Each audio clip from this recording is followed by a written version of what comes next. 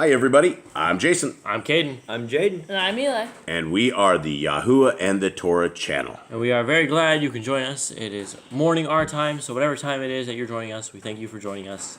We are supposed to be reading our Bibles as a family, and that is what we're doing. We are extending our table out to you guys, extending our family out to you, hoping that you guys will enjoy the Torah as much as we enjoy it, as much as we find a delight in it, that you guys will put your hearts, minds, and souls into it, that you will put it on your mind every single day. Do what is told by Yahuwah, that he says, you will be my people if you will keep my commands. And that is what we're doing. We're going over them to understand what we need to be keeping.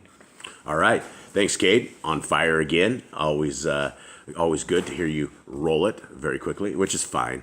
It is totally fine. This is how we speak, and this is we appreciate the intro on that. And yes, these laws, statutes, and commands are something we are supposed to dwell on. Now, Eli, why don't you get up here in the speaker and tell me why we should dwell on these laws, statutes, and commands? Because if we follow them, we will get blessings from Yahuwah. And what else? We follow his Torah and we know what's right and what's wrong. That's right. We know what is right and what is wrong. Now, you weren't here for yesterday's little intro, so without looking, I am going to do today's law trivia. Okay, Eli, you get the very first 10. If you get them, you get a star. Bear fruit, multiply. Wait. Oh, wait. You fouled. Be fruitful. You're out. You're out of the game. I'll give you one more shot. All right, strike one. Be fruitful. Okay. Multiply. Have dominion over the earth. You're out. Okay, everybody, who wants to give us a stab? You already did up to, let's see if you guys can clear 10. Okay, go. Be fruitful. Yep. Multiply. Got it. Subdue it. You're out. Oh, no, it's replenish the earth. Jaden. That's what you did. Last shot. All right. Bear fruit, multiply, replenish. Wait.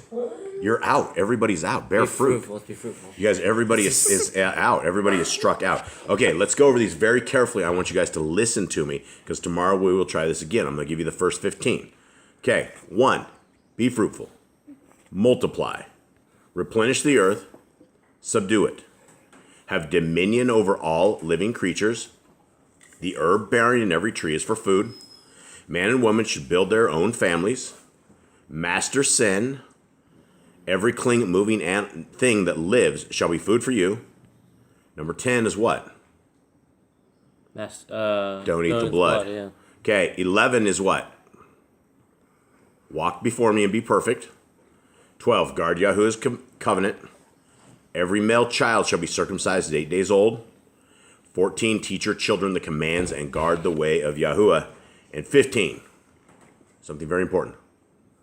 Remember Yahuwah's name for all generations. So he has a name. It's not God. It's not Lord. It is Yahweh. It is Yad-Hed, Vad-Hed, I am that I am. And again, we thank you guys very, very much. Now, we have a little bit of a debate, not even a debate, but we need to have a discussion here. I've read over, this is going on yesterday's because we have still not found the right answer for this, because everywhere that we go online that has a list of these commandments, they do list within Leviticus 5 commandments. Now, as I do this, let's go ahead. I want your thoughts on this first. Kate, tell me about Leviticus 5. What we talked about yesterday, and this one in particular, verse 1. If anyone sins because they do not speak up when they hear a public charge to testify regarding something they have seen or learned about, they will be held responsible. Okay, where is the commandment in that? Anyone? There should be the command, like, if you heard someone that is sinning and you know that the person has sinned and there's a case going on about it, you need to speak up about it. That's what it's supposed to be with the command. But here it just says if a person does not say what they saw, they're just going to get punished for it. Okay, so what are we dealing with here, Jade? It's more like a judgment. What's going to happen to you? It's not really a command. It just basically says you'll bear his wickedness. It doesn't say that you should or should not do something. So when we're dealing with the laws, statutes, and commands of Yah, what is this? Statute? Well, I guess I only gave you 3. I guess it's a trick question. But these would be, I think, after I did this would be called judgments, right? So if you do this, then this is what it should happen. And so I don't know so much. I prayed on this last night. I thought about this. I tried to find some direction on this. Does anybody here in the clan have any other viewpoints? Nicole? No, I think it's like you said, a judgment. She's so far away. I don't know if you can hear her. She has a little mouse voice, and she's really shy. So hopefully that came through. All right. Yeah, they're judgments. This is. I don't know so much as this is the right answer for this chapter, but we again will dwell on this. And again, we're looking for outsider viewpoint. If you guys who are listening to this every day, you guys see this. The one command that we got out of this was do not eat the fat, right? That was on the very end of this? 3. Oh, that was on 3? Oh, okay. So this wasn't even 5. So this is what I have come to understand, is that we will find these commandments somewhere in the Torah, that this is only giving us judgments that if you break these commands. But these are things everybody should know, right? Like if you hear that if somebody says something, and this is where I uploaded this video today that you guys can look for. It is again not for kids, but it is what got Boss Clan in a whole ton of hot water. And we went after the devils that took out a child, and they ended up literally ripping our house to shreds over this. But it is something that I would, even to this day, I agree it was the right answer to do, is to go after all of the people that allowed this child to be abused. And so for those who are looking for that backstory, you can watch that video. It's the one right below this one, and it is pretty disgusting. It's pretty filthy. It's one of those things that adults allowed things to happen to children, and not a single adult had the strength, I guess, or courage to stand up for this child. So out of the blue, we took on literally 100 different Christians, and we were blackballed, we were exiled, people were yelling at us, we had death threats, and then they ended up raiding our house over false accusations. And the best thing that happened to that is that we were handing out Bibles to all the cops that had just flipped our house. So not only did they find nothing, and they understood that we are innocent people, they got Bibles at the end of it. And so whatever that does, whatever that means, that is what it is. So anyway, let's end this on Leviticus 5, because that is not the topic for today. And again, thanks for everybody who's out there, everybody who is joining us in our virtual table. We really, truly appreciate it. One other thing is, I did talk to the guy at the Sefer, right? Stephen Pigeon. And he says that in John 13:13, where it says, Yahushua says he is, in this version, his version, the incorrect version now, it says Yahushua is Yahweh. And that is incorrect. Every other version out there has the correct stuff. And somehow somebody slipped that in. Maybe the spirit of the devil got into the editor at the Sefer or something. I don't know. And I do know we had a sub that was telling me, oh, it's not a big deal, Jason. You focus on the wrong things. I think it is absolutely the right thing to focus on, right? We are, I guess people don't put themselves in our position. We are the defenders of the word of Yah. That is what our job is. And that on YouTube, this is what it has been. And so we have 3 billion Christians out there who think the laws of God are abolished, and we are the people fighting against that, and we say the laws of Yah are not abolished. And so since they did acknowledge this error in the Sefer, and I like the translation of everything in the Sefer, I am going to wait for that update. For those who got a hardback book, I would simply email Stephen, Stephen, at Sefer, Cepher.net, and I would hold them accountable to this. If you ended up with a hardback book with John 13:13 that has the wrong translation, I would have them pay for shipping and have the Bible returned, and when they have the correct version out there, or refund you until you have the correct version. If we are allowing an incorrect translation, and that is what we are studying from, and we have to trust in it, and it's not to be trusted, that's a problem. And people are like, well, the King and the NIV are the only trusted versions. Those versions are completely riddled with horrible translation errors. In fact, they've taken the name of our Creator out so many times. His name is not God. His name is Yahweh, Yahuwah. And it's very, very important that we have this right, and we must get this right. And if you're trying to study with other people and your Bible says that Yahweh and Yahuwah are the same people, that is biblically incorrect. And whatever happened with the Sefer, I hope it was nothing nefarious. I hope the editor wasn't, had unclean spirits get him or something of the sort. But it is a nasty translation error. So anyway. Yahuwah and Yeshua, not Yahuwah, Yahuwah. Did I say the wrong thing? Yahuwah and Yahushua. Sorry. Yes, Yahushua and Yahuwah are not the same being. They're totally separate beings. And so it's the Son, right? Yah did not come and die for us, but his Son did, which is way more monumental to Yah, right? It's a sacrifice of him as well as, his Son. All right, so let's begin. Leviticus 6. Anyone have anything? No. Everything good? Yeah. You guys all good? Yep. Having an okay day? Yep. So far, yeah. So far, so good. Everyone out there, you guys good? I hope you guys are good. Much love to those who are stopping drinking coffee. The Grand, I hope you're doing good. I hope your coffee is, your headaches are gone and you're a little less grumpy today. Nicole seems to be out of any kind of headaches. She only had headaches for like a day or so. And so it is possible. It is totally possible to stop drinking coffee and it does rewire your brain, so it's probably not a great thing that we should be doing. All right, let's get on.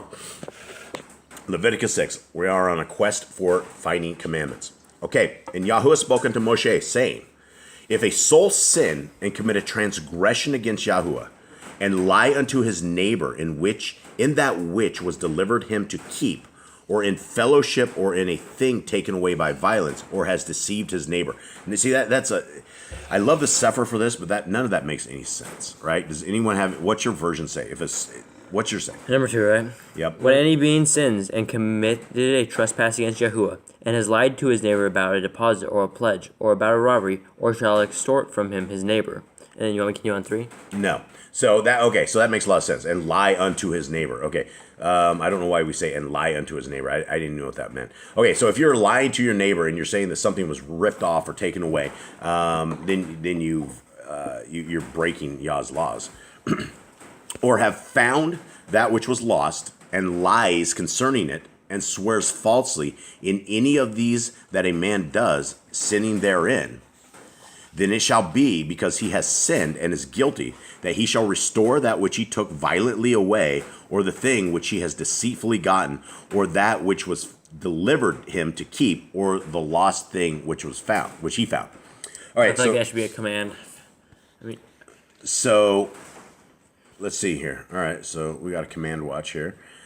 So if we are able, what are we saying here? So if you go and beat up a guy and take his stuff, is what it's saying, right? Because it violently.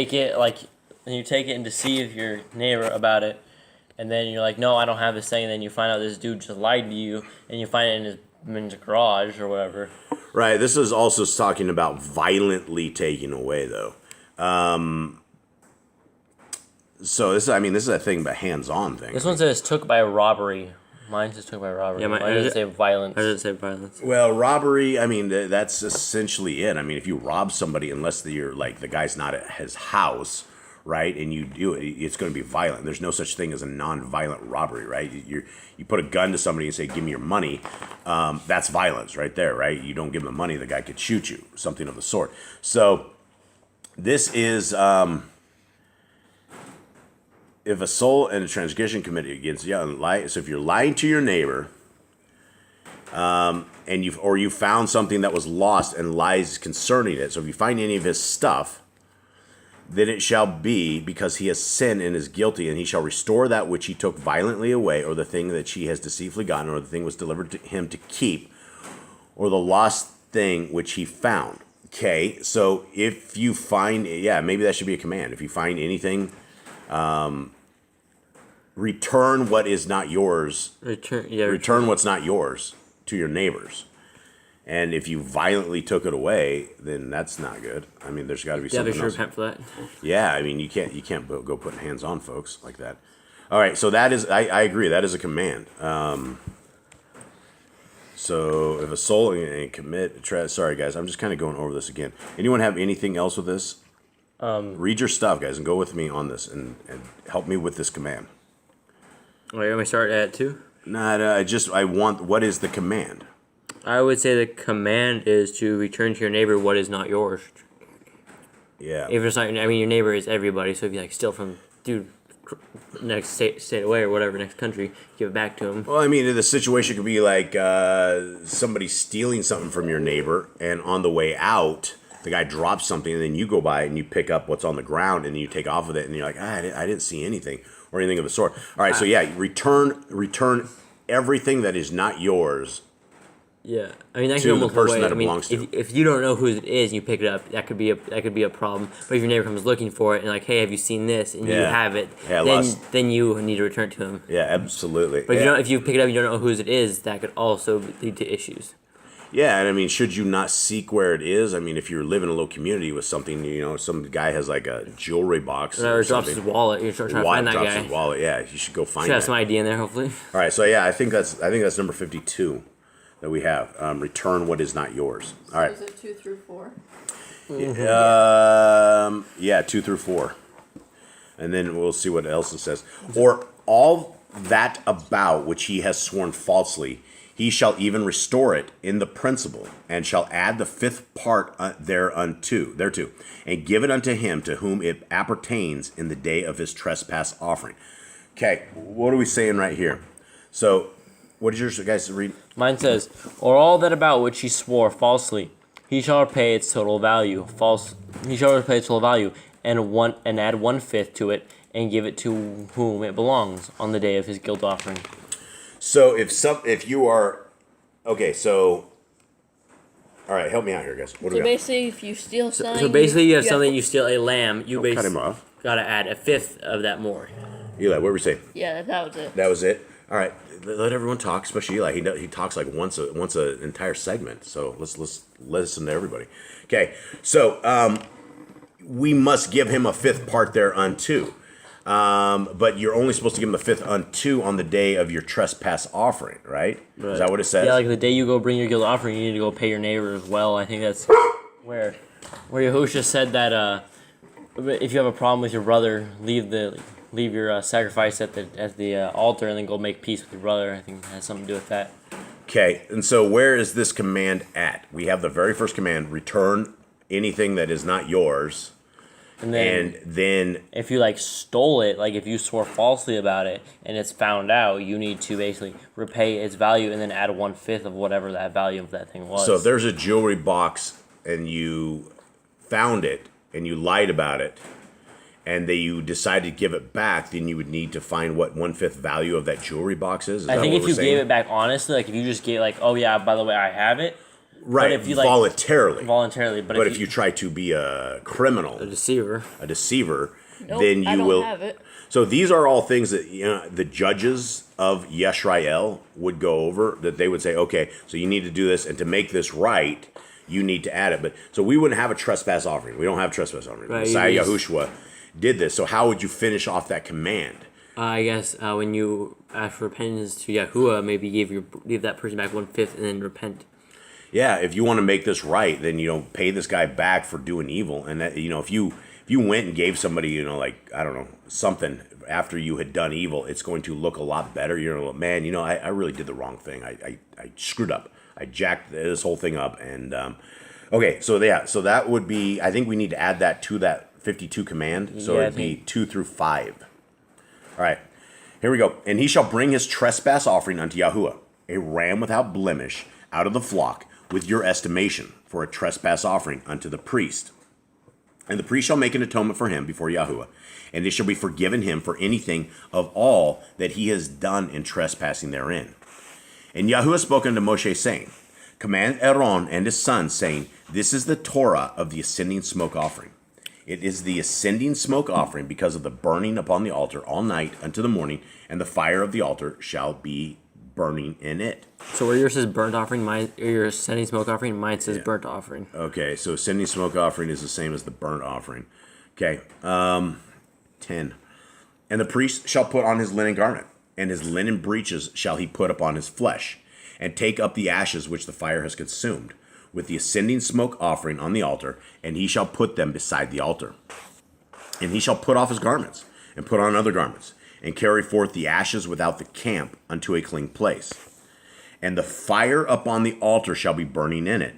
It shall not be put out, and the priest shall burn wood on it every morning, and lay the ascending smoke offering in order upon it, and he shall burn thereon the fat of the peace offerings. All right. Now, we do a lot of stuff with fire. So this fire is supposed to be burning all night long. So they have to have people like up at all times throwing wood in this fire. You'd have to have the wood guy, right? You would have the chopper guy. And I wonder if that was a dude from the Levites, or did they have outsiders? They have Like delivery people. Yahuda, go cut. I don't know if the wood had to be like sanctified or it could just be a wood they found in like. Oh cut yeah, down. no, it's got to be a different. I know it's got to be a Gotta be a certain certain tree. wood. Yeah, there's a certain tree. We read about that before, and you can't just go tossing sagebrush or something on there. It'd be an issue, I think. Okay, so anyway, that's a lot of wood. Whatever it is, if you're running fire consistently, it takes a lot of wood, a tremendous amount. All right. 13. All right. The fire shall ever be burning upon the altar. It shall never go out. This altar is like super hot. That gold would have been just like Price didn't melt, all probably times. burn. And they probably flipped the blood on there. It probably sizzled. It was so hot. I mean, when they put them on the horns, that stuff, that thing would have been super hot. And this is the Torah of the oblation. The sons of Aaron shall offer it before Yahuwah, before the altar. This one says grain offering in mine. So this is the grain offering. So, and this is the Torah of oblation? Yeah, the grain offering. Okay, and this is the Torah of the grain offering. And it says up there in the NIV that as well. All right, and he shall take of it his handful of the flour of oblation, of the grain offering, and of the oil thereof, and all the frankincense, that which is upon the oblation, and shall burn it upon the altar for a sweet savor, even the memorial of it unto Yahuwah. The king says meat offering. Meat offering for which part? In the end, like towards there in 15. 15, and the altar for a sweet savor, even the memorial unto Yahuwah? Where's it say? Which is upon the oblation. There. And shall burn. Okay. So yeah, this oblation is now meat. Or no, it's No, grain. it's still the grain. king's funky here. Or something. I mean, it's got to be a grain, right? Right, yeah. Mine's still grain. Mine says cereal. Cereal, yeah. That's closer to grain. Yeah, so I don't think meat is correct. I don't know why they have that. All right, 16. Thanks, guys. Thanks, everybody. And the remainder thereof shall Aaron and his sons eat. With matzah shall it be eaten in the holy place, in the court of the tabernacle of the assembly they shall eat it. Now, hold on. So he's eating matzah bread. Unleavened, yeah. Unleavened bread. But is this a grain? I mean, he's talking about this grain offering, right? Right. So would it be meat? I mean, versus grain? I mean, grain would make the matzah. I mean, that's what you would be making it with. Why would he have it twice? Because it says a handful of fine flour of cereal. So it'd be fine flour of your grain and your oil. Okay. All right. So maybe I don't think it's meat then, but I don't know. So you have one offering and then you have matzah bread. All right. Maybe the grain offerings to feed Levites. Maybe. It shall not be baken with leaven. I have given it unto them for their portion of my offerings made by fire. It is most holy, as is the sin offering and as the trespass offering. All the males among the children of Aaron shall eat of it. It shall be a statute forever in your generations concerning the offerings of Yahuwah, made by fire. Everyone that touches them shall be holy. And Yahuwah spoke unto Moshe, saying, This is the offering of Aaron and of his sons, which they shall offer unto Yahuwah in the day when he is anointed. The 10th part of an ephah of fine flour for perpetual oblation, half of it in the morning, and half there at night. In a pan it shall be made with oil, and when it is baken you shall bring it in. With the bacon and the bacon pieces of the oblation shall you offer for a sweet savor unto Yahuwah. I don't know. Every time you say bacon, I'm just imagining bacon because mine just says baked. So You're thinking bacon? It ain't no bacon with the Hebrews, bro. That's evil.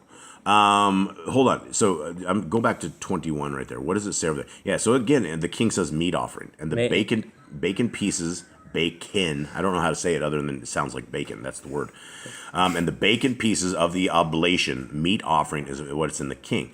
So there's a very strange translation error. The king had issues between meat and grain. well, in 21 of mine it says in NIV's grain as it well. says it is made on a griddle with oil mixed. Bring the baked portions of the grain offering near a sweet fragrance to Yahuwah. So is yours bacon too? Mine's baked. And the reason why it's I don't know why it says unleavened, which bacon. means it's still unleavened bread. It's still grain. It's unleavened. There's no leaven in it. There's no sourdough starter. There's none of that. No yeast. Right. Man, I wish I had you at the table. This is so good. I love having Nicole by us. She has so much good info to give us. All right. And the priest of his sons that is anointed in his stead shall offer it. It is a statute forever, and unto Yahuwah it shall be wholly burnt. And again, what does burnt bread smell like? Awful. It smells pretty bad. So this goes from like something that would be edible to something that is like completely roasted. nasty. Yeah, completely black and not so great. Burnt stuff doesn't taste all that great. Yeah. So I mean, at some level, Yah must be like he takes the good and like doesn't sniff the bad stuff or something. I don't know. I don't completely understand why these have to be done like this. I don't know. You add salt. I mean, at some level, you're almost feeding Yah, or you're appeasing him so he doesn't crush you. Well, in 21 he says a sweet fragrance, so you might like the burnt smell. I don't know. Maybe he's good with the burnt stuff, or it's crazy. I don't know. Maybe we should be eating burnt food all along. We got a lot of questions to ask one day, gentlemen.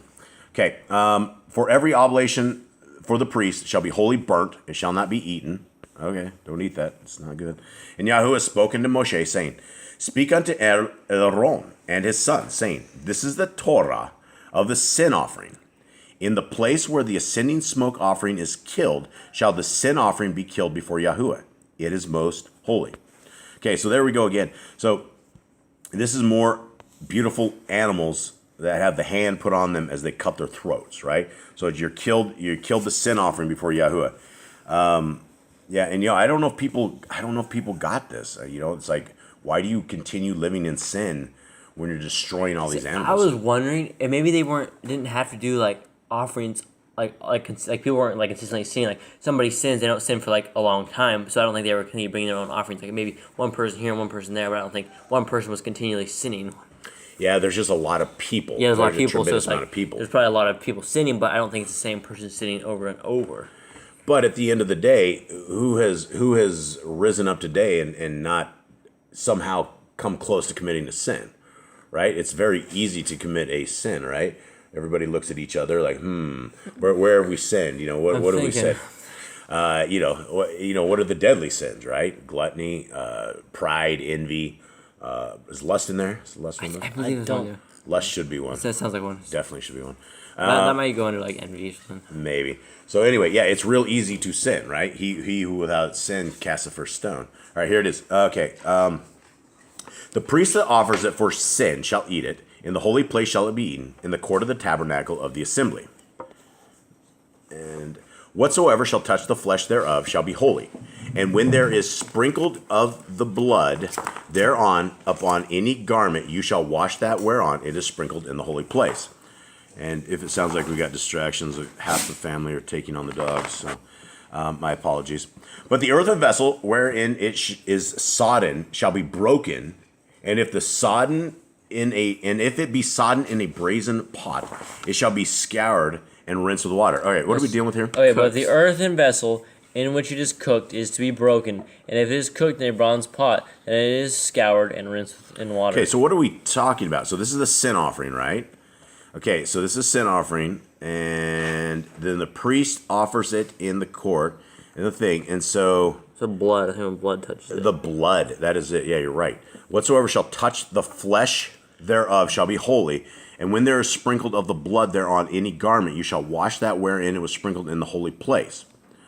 So if it's like a clay pot, I think earthen vessel is like a clay pot. So I hate to sound like gross or whatever, but I believe that when they cut the throat, they put the bowl underneath of it and they collected the blood, like right there. They put the hand on it and they had that. So we have yet another thing about blood, right? And this is so I don't know if this is a command, but I mean, I don't think they did collect it, unless it was a different type of bowl. Because if it was a clay pot, they had to break it. Right, because what was it we learned before? Clay pots were built with like a lot of pores in them, and like all the bacteria from the blood and like when unclean things touched it, it like went inside that clay pot. Like you couldn't just go take it and wash it out like you do nowadays. If you have like absorbed a straight up glass or metal bowl, you can't just wash it. Right. The clay pots had a bunch of pores in them that. Whereas a bronze pot, it says all you got to do is scour it and rinse it. Right, because it doesn't absorb it. Basically, boil it in water. So this would probably be up to the people bringing the sacrifice. I would imagine they brought stuff. Why would they have a whole bunch of like clay pots that they had to break all the time? I don't know. I think it was to blood cook go the everywhere? meat in. I think it was like a pot like cook the meat. Because here it was like to either put like pieces of the cow in there, like they like cook it on the altar or something of that sort. Well, it's interesting. I guess I'm not understanding. Is you guys understand this? Am I the only one that lacks understanding? So, but the earthen vessel in which it is cooked is to be broken. Okay, cooked, sodden. Okay, I didn't get that. Sodden is yet a horrible translation. What is sodden? I don't know. Okay, I've cooked. never heard of this. Okay, I should be probably like. We need to put in some complaints or something. Nah, I mean this is the right words. I mean we got to figure this stuff out. This is why we're studying this, right? And so, if you cook in it, you gotta break it. So I would imagine the priests had their own stuff that you wouldn't break all the time. And so if the people brought their sacrifices, Maybe they brought a clay thing, and then they just tossed the clay thing out and broke it. And yep, did you have something? No. All right. So 29, and all the males among the priests shall eat thereof. It is most holy. And no sin offering whereof any of the blood is brought into the tabernacle of the assembly to reconcile withal in the holy place shall be eaten. It shall be burnt with fire.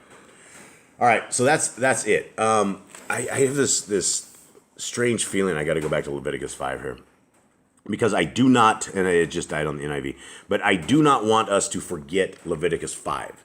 As we find these other commands, I think we need to fill in the verses under these other commands that has the judgments with it, or that, just so we don't miss this. I bookmarked that maybe. Yeah, bookmark it. So we need. This is the first chapter that I believe we have not quite gotten to the bottom of. Not quite a defining command. Yeah, not fight right. It's not a command. There's not commands in there, but there are other commands because we shouldn't be touching things of that nature. But is there a command not to touch a dead carcass? Yeah, I believe so. He was telling to clean. He's like, you guys gotta like do a sacrifice if you touch the carcass. But And I mean, there's commands later throughout, I believe towards the end of Leviticus, where it says if you touch the carcass that you need to bath, that you need to go in the river, you need to bath yourself, then you come back and give the sacrifice to the Kohen. Right. Okay. All right. So I think that's good. I just do not want to forget Leviticus 5. I think that's very important that we don't forget this, that we add to it. Anyone have anything else? No. Eli, Read your Bibles. you're speaking way too much. I need you to settle down and not talk so much, please. All right. All right. Good. right, So yeah. most of this is a lot of stuff for the priests we can't do, but we can add to these offerings asking for forgiveness in the blood of Yehoshua. Absolutely. Are you speaking of Leviticus 5? Yeah. Yeah. And most of these where we sin and break these commands, we have to offer these things. Right. And that's a tremendously good point, because this is where we have to understand that the Levitical priesthood was swapped into our Melchizedek priest, which is Messiah Yahushua. And so we have the perfect priest and the perfect sacrifice. So yeah, we do need to repent. And I guess that comes up to it. I guess the Grand had a good question. If she's burying the dead, and they're literally the dead, the human beings that are dead, are we unclean until even? I think so. I believe so. And so what do we need to repent for touching the dead? I think we need to wash the blood of Yehoshua over us. I think we need to. We definitely need a bath at evening, and then I think that it would be the same as the Levitical side minus the Levitical side, right? If you were unclean back in the days and you had to have a priest wring a neck of a turtle dove or something of the sort, it would be the same. We'd need to repent that we did touch the dead, and that. Go ahead, kid. Because being unclean back in the day would mean you have to go sit outside the camp, so you don't infect the rest of the camp. You would have to go wash yourself until that point. Yeah, you're gonna be unclean, and there's many ways to make yourself unclean. This is just simply one of them. So I guess back to the Torah command. If we let's say, for instance, I mean, we have to kill birds, and the birds are unclean to us. Is this a command that we should not be touching unclean animals?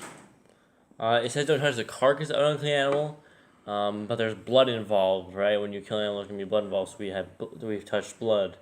Right, and what happens though if we are making this into dog food? I mean, this is the. That's not always worrying about meat. See, if you touch meat, it's technically a dead animal, right? It's a carcass. Yeah. So you're basically when you freeze that and you eat it later, you're technically unclean. So what happens when you take it out of the fridge, a chunk of meat, and you touch the meat? I mean, you're touching a dead carcass. Yeah. Are you unclean? I don't know on that one. I mean, and you're still dealing with blood, and you're still dealing with this stuff. I know, because we had like the Passover, they said kill the lamb, slaughter the lamb, and the people who eat it, but they never said wash after you eat the meat. Yeah, but who killed the? Yeah, that's true. That is true. That's cooked meat. Right. So. I mean, the person who killed the animal is definitely gonna need to wash, because blood gets everywhere when you slaughter an animal. Yep. So the person that killed is gonna need to wash. Now, the person that cooks it, there's still gonna be blood involved. You're still gonna be touching blood, because with every meat, you're gonna have some blood in it, whether it's inside the meat or not. And you have to cook the blood out. I guess we'd have to figure out, define what a real carcass is. I mean, is a carcass a chunk of meat that has been cooked up? I mean, I don't think that could be right. I don't think that's right. I mean, because there's no commandments that say that we're unclean when we eat meat, or there's no such thing, right? What about the quails, right? They had the quails. When they had the quails, they would have had to kill the quails. They probably wrung some necks there, and so, but what is the command? Where's the fine line? I don't want to be legalistic, as they say. Jason, you're being legalistic. It's probably mostly like a dead animal that was like killed or something, like fell over dead. Is probably what they're talking about, because usually those are pretty diseased. Yeah, I think. I mean, a carcass is like, I think it's like when it becomes like rigor, when it's rigor and it's like stiff and it like. Carcass is a dead animal, whatever it is. That's a carcass. I mean, but if you're killing it, like you're in the middle of slaughtering it, I don't know if that's considered a carcass. You're like killing it to eat it. That's not like something that was already pre-dead. So I think when you guys slaughtered your cow, right? I think you guys were all covered in blood. Yeah, for sure. I think you were totally unclean until even. You're obviously, and you smelled foul as well. Can't help that. Yeah, I know. It's just the way The life of a priest was rough. Yeah, the life of a priest. You don't come home smelling. You smell like a butcher shop, I think. Yeah, I think they were like bathing like There's 3 times a they day. had bats all over the place and blood everywhere. It's just a bad job. Okay, so we don't have any answers. I think I created more questions than we've answered here. Something that we need to come to find out is just the guidelines behind this. I do think if we touch a dead corpse, that would be something we should repent of. And I mean, we're going to be unclean. A lot of these, again, are ceremonial stuff. Like you would not be able to go into the temple. You would not want to go into the temple unclean and things of that nature. And so, more questions and answers on this one. I hate ending it like this because I like closure on this, but we will be back to Leviticus 5 at some point, and we will add these into the other commands as we find them. So today we found one command, and I think we will leave it at that. Eli, do you have anything else? Nope. All right. Jabberjaws. Read your Bibles. All right, read your Bibles. Shalom. Shalom, everybody. Bye.